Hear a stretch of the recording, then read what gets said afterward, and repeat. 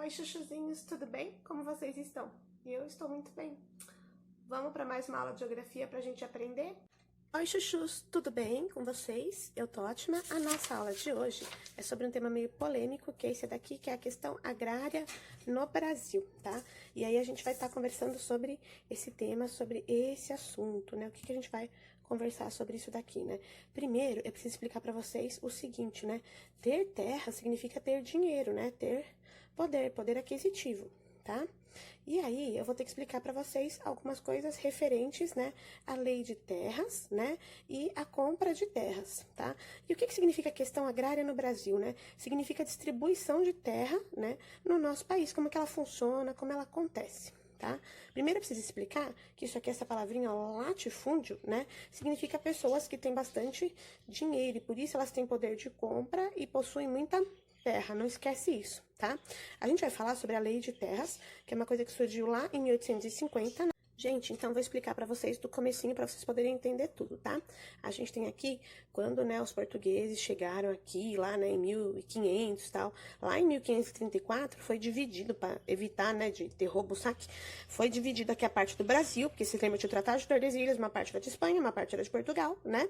E aí essa parte que era de Portugal foi dividida em várias extensões de terras, né, grandonas que foram doadas para amiguinhos do rei que já eram pessoas ricas com dinheiro, né? E aí foram doadas as famosas capitanias hereditárias. Que aí, por que era capitania hereditária? Porque o pessoal era que nem capitão, mandava lá nas paradas, e hereditária porque passava de pai para filho, né? O papai pro filhinho, né? Ficava mandando. Era gente que tinha o quê? Grana, dinheiro, né? E aí, tinha um documento que era das capitanias hereditárias que a gente chamava de foral. Esse foral, nesse documento, ele tinha os direitos e os deveres ali, né? Dos donatários, né? Que eram os donos das capitanias. E um desses deveres, né? Era essas aqui, uma grande doação de terras, né? Também para pessoas ricas com dinheiro. Pensa que era doado para pessoa pobre, né? Para ralé, imagina, a coisa era doada só para quem era rico, né? O negócio. E aí tinha uma doação de parte dessas terras que eram fazendas enormes, chamadas sesmarias. É aqui que começa o que a gente chama de latifúndio, que eu mostrei na outra folha para vocês, né? Os latifúndios são grandes proprietários de terra, pessoas com dinheiro, com boas condições e que são donas de terra. Então, era doada essas fazendas, essas sesmarias. Essa lei de terras, que surgiu lá em 1850, ela é uma grande criadora de desigualdade, né? Por quê, tá? Só as sesmarias, né? Isso aqui quando o Brasil ficou independente, mas vamos entender. Lá em 1850, como eu tinha passado, né, para vocês na outra folha, a gente tinha isso aqui, ó, que era a leis de terras, que tinha a ver com compra com lucro, né? Como assim, Pro? Então, lá em 1850, a escravidão começou a diminuir, né? E aí, as pessoas que, né, ocupavam terras, vamos assim dizer, né?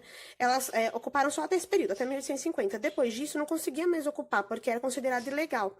Então, as pessoas só podiam conseguir terra se ela fosse comprada, fosse vendida e comprada. Elas não podiam ser mais doadas, tá? Olha que triste, tá? Então, ex-escravos, eles era assim, segregacionista essa lei de terras, porque ex-escravos estavam sendo libertos, eles não podiam pegar uma terra lá para eles, só se eles tivessem dinheiro, mas não tinha, não podia comprar, né? Então era uma coisa injusta, tá?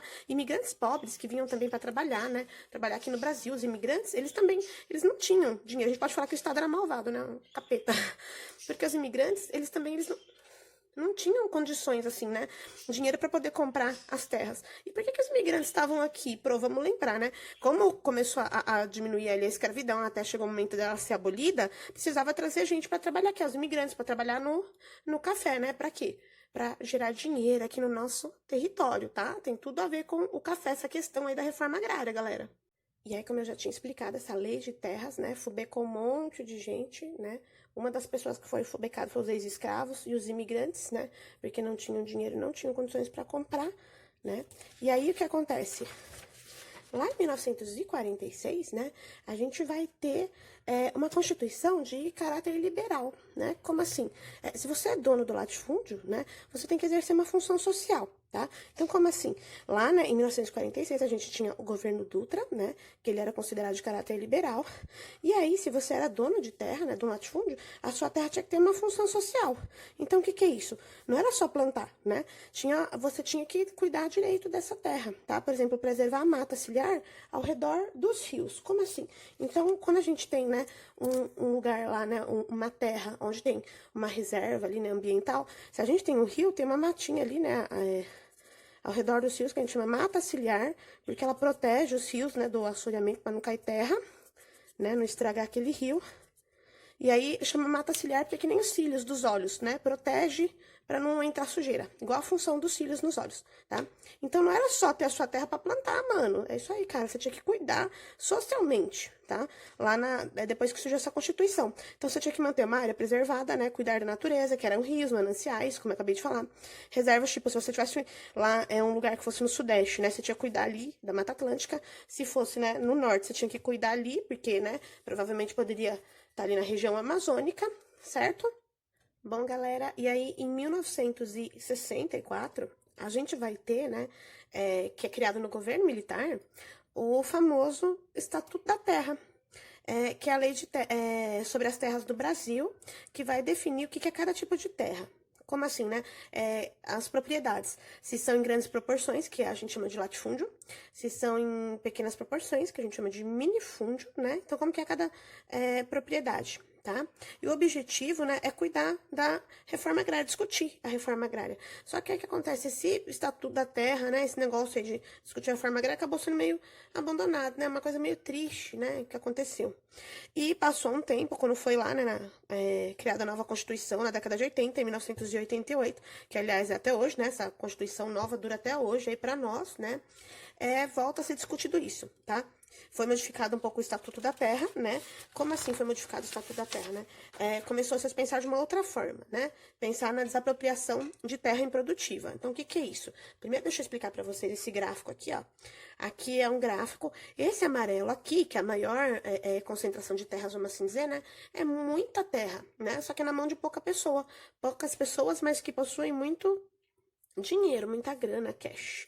E esse pouquinho aqui de nada, ó, esse rosinha, né, é pra distribuir, ó, pra um montão, pra muitos. Então, isso aí é super errado, né?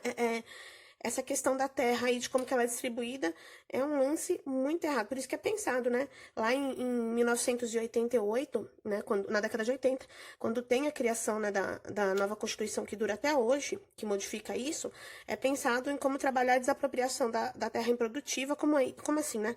De toda essa terra que tá na mão de pouca gente, tem muita terra que é improdutiva, tá ali parada, não tá sendo usada para plantar, não tá sendo usada para nada, uma terra ociosa, né, que não tá sendo utilizada. Então a ideia é desapropriar, né, para poder dividir, né, essa terra e para ter como fim a reforma agrária, que é distribuir, né? Como assim? Distribuir esse território para famílias. E aí essas famílias, elas vão poder utilizar dessa terra para agricultura de subsistência, né, como eu expliquei lá no vídeo de agrária, para poder ter seu próprio sustento, né, além de ter o local, né, de moradia, ter como retirar o seu próprio sustento, produzir, né, para poder sobreviver, certo? Vamos assim dizer, tá? E quem que cuida, né, cuidaria disso? É o INCRA, tá?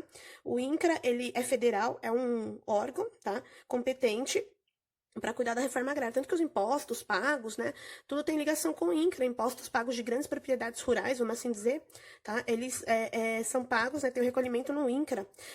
O INCRA, ele é o Instituto Nacional de Colonização e Reforma Agrária, tá? Isso aqui é uma abreviação, tá? INCRA. Lá em 2002, a gente, né, já vai ter outro governo, a gente vai ter uma reafirmação desse processo aí da reforma agrária, né, de novo aí falando da desapropriação de terras improdutivas, né, se houver necessidade, fica essa discussão.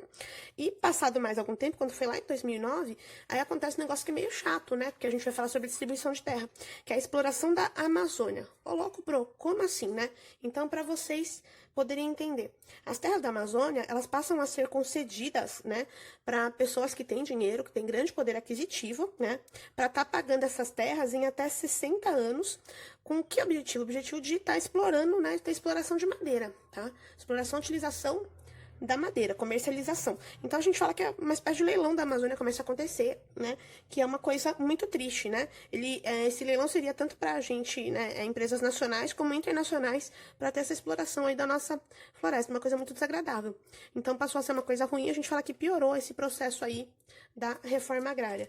Galera, espero que vocês tenham entendido, que vocês tenham gostado, chuchus, e até a próxima. Beijo!